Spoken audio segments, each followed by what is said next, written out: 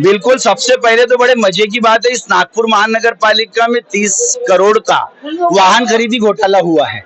यह हुआ कंपनी जहां एजी और बीवीजी को नागपुर शहर कचरा संकलन की जिम्मेदारी 2019 में दी गई थी। उनको पूरे वाहनों का बंदोबस्त करना था, परंतु राजनीतिक नेताओं के साथ नागपुर महानगर पालिका के अधिकारियों ने एक टेंडर स्कीम किया है। ये टेंडर स्कीम ऐसा है कि इन्होंने एक निविदा निकाली जिसमें 27 करोड़ की गाड़ियां खरीदनी थी जो कचरा संकलन के लिए खरीदी जानी थी। उसकी निविदा निकालने के बाद उनका ये कहना है कि कोई नहीं आया। उन्होंने उस पर कॉरिजेंडम निकाला, उन्होंने फिर दूसरी निविदा निकाली।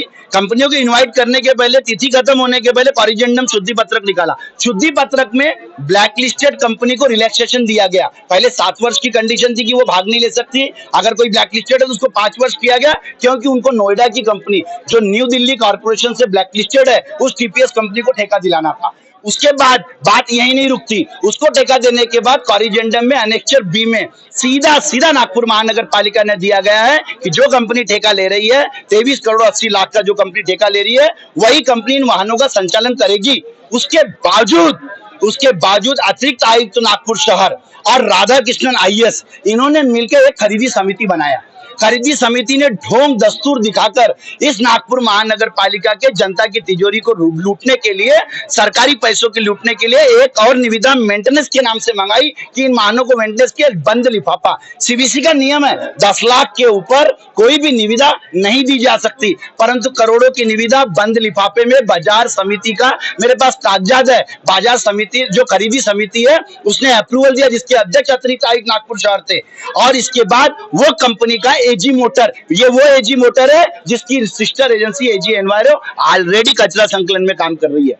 और ये पूरा घोल होने के बाद एक कंपनी हाईकोर्ट में माननीय उच्च न्यायालय के पास गई है। तो देखिए कितनी बड़ी विडंबना है। ये 30 करोड़ का वाहन खरीदी घोटाला, जो कि इन कंपनियों के वाहन कबाड़ है, ड्राइवर परेशान है, कर्मचारी परेशान है, उसके बाद नागपुर महानगर पालिका में घोटाला। आज मैं आयुक्त के पास ये पूरा मोर्चा लेकर आया हूं कि आयुक्त तुरंत उन अधिकारियों को, जिसमें 6-7 अधिकारी हैं जो खरीदी समिति में, सबको तत्काल प्रभाव से सस्पेंड किया जाए और उस समय के तत्कालीन राधाकृष्णन आईएएस के खिलाफ इंक्वायरी की जाए। और अधिवेशन में हम अपने माननीय नेतागणों को देकर इसका एलएक्यू उठाएंगे। साथ में यहाँ कर्मचारी आए हुए हैं, ये कर्मचारी दिन रात बीवीजी और एजी के लिए काम करते हैं। इनका ईएसआईसी बंद किया गया है, बीमा के नाम से मात्र 1-1.5 लाख रुपए दिए जाते हैं। वो भी जब ये हॉस्पिटलाइज होते हैं, इनके परिवार को कोई कंसेशन नहीं मिलता, इलाज के बाद कंपनियां मना करती है। ये गरीब आदमी जो दिन रात 8 से 10 घंटा कचरे में काम करता है, घर में गंदा कपड़ा ले जाता है, औरतें उस कपड़े को धोती है, बच्चे ग्रसित होते हैं,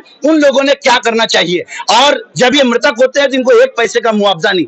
हमने यहाँ बोला है कि नागपुर महानगर पालिका इन स्वच्छता दूतों के लिए सिर्फ इनको सफाई कर्मचारी नहीं, इनको सोशल डॉक्टर का नाम देगी और इनके लिए बीमा तौर पे 10 लाख का बीमा किया जाएगा। और वो 10 लाख के बीमा में इनके पूरे परिजन और परिवारजन सम्मिलित होंगे। यदि कोई ड्यूटी पे मृतक होता है तो उसे 50 लाख का मुआवजा मिलना चाहिए।